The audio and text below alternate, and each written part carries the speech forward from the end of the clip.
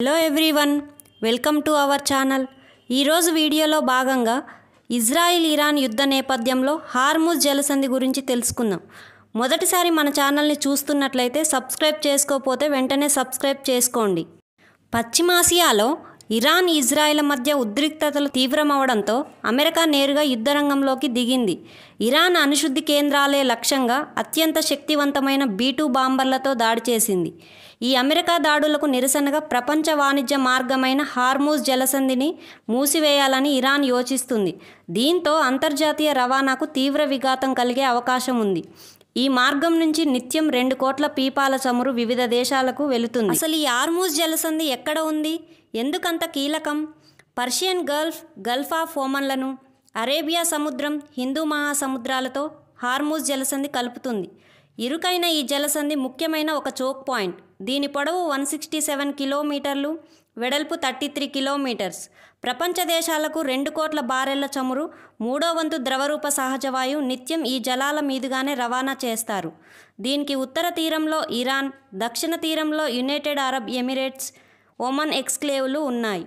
Saudi Arabia, Iraq, UAE, Qatar, Iran, Kuwait, Bahrain వంటి దేశాలు ఈ మార్గం నుంచే ముడి చమురును ఎగుమతి చేయాల్సి ఉంటుంది.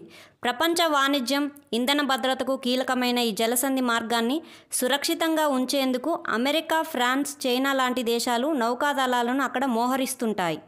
అత్యంత కీలకమైన సముద్ర రవాణా మార్గంగా ఉన్న హార్ముజ్ జలసంధి మూసివేత దిశగా అడుగులు పడుతున్నాయి.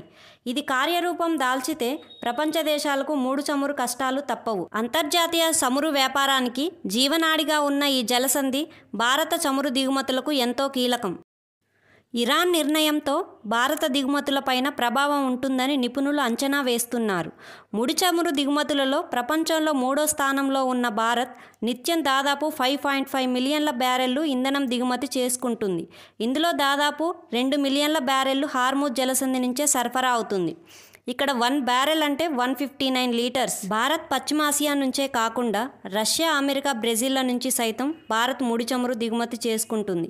ఇప్పుడు ఒకేసారి భారత్కు ధరలు పెరిగే అవకాశం ఉండదని నిపుణులు భావిస్తున్నారు.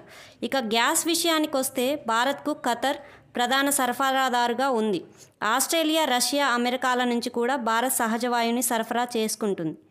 వీడియో నచ్చితే లైక్ చేసి మరిన్ని ఇలాంటి ఇన్ఫర్మేటివ్ వీడియోస్ కోసం మన ఛానల్ని సబ్స్క్రైబ్ చేసుకోగలరు. Thank you for watching.